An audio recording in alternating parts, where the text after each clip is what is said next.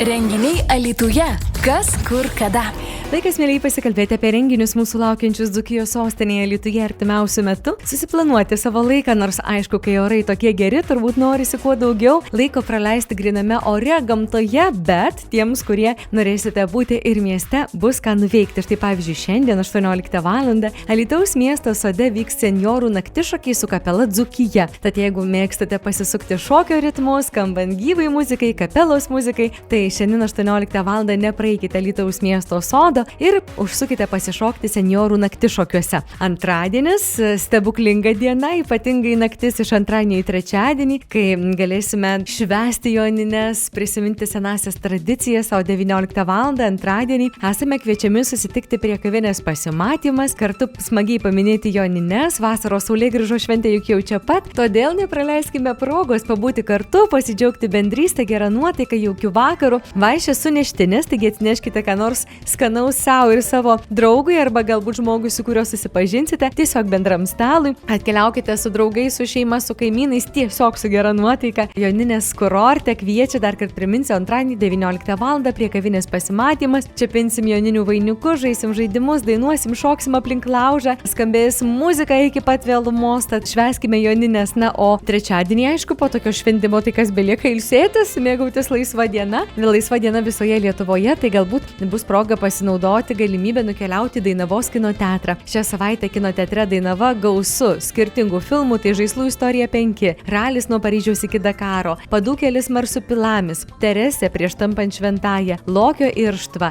Apsėdimas Dainavos kino teatre, taip pat Maiklas, pats baisiausias filmas, Backrooms, taip pat šią savaitę galite pamatyti, jeigu dar nematėte, kaip ir Tiesos diena, taip pat ypatingas filmas, kurį verta pamatyti. Šią savaitę taip pat Be stabdžių galite pamatyti Dainavos kino teatre, tad nepraleiskite progos apsilankyti arba pavyzdžiui Jackass, Laiminga pabaiga arba Super mergina, nežinau ką jūs norėsite pasirinkti, bet užsukę į kino teatro Dainava interneto svetainę kinas-dainava.lt tikrai turėsite puikią galimybę pasitikslinti, kurią dieną, kurią valandą, koks kino filmas rodomas, na ir aišku, tuos karščius vasariškus praleisti šiek tiek vėsiau, žiūrint puikų filmą, kurį galėsite išsirinkti iš gausaus kino repertuaro. Ketvirtadienį prie Mažosios Dailidės netoli kavinės Dailidėlė mus kviečia susitikti Alytaus Jurgio Kunčino viešoji biblioteka ir kviečia į Kur ežeras pasaka seka, į tokias vaizduotės lavinimo veiklas, kas už durų. Tai tikrai toks jaukus pasibuvimas griname ore prie Mažosios Dailidės ežerėlio. Penktadienis ta diena, kai mus kviečia Alytaus kraštotyros muziejus, vyks paskaita Simnas amžių bėgyje. Paskaita, kurią skaitys Vilmantas Dunderis, istorikas, tas žmogus, kuris žino tikrai daug istorijų apie miestą ir ne tik. Taip pat penktadienį Audiovizualiųjų menų centre galėsime sudalyvauti knygos pristatyme.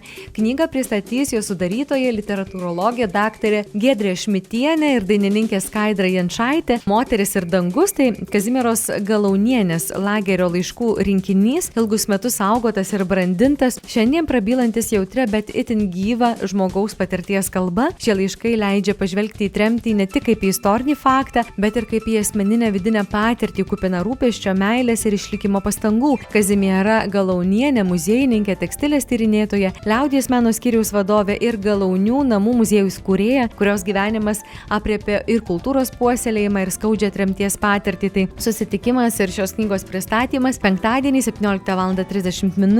Audiovizualių menų centre. Renginiai Alytuje. Kas, kur, kada.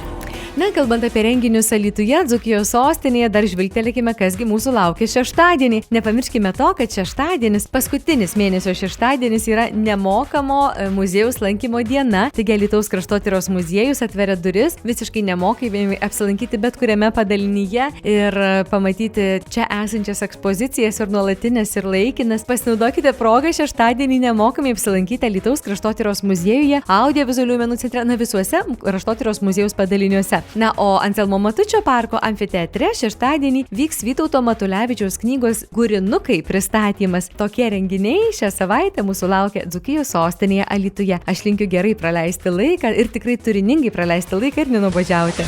Suras renginiai Alytuje. Kas, kur, kada.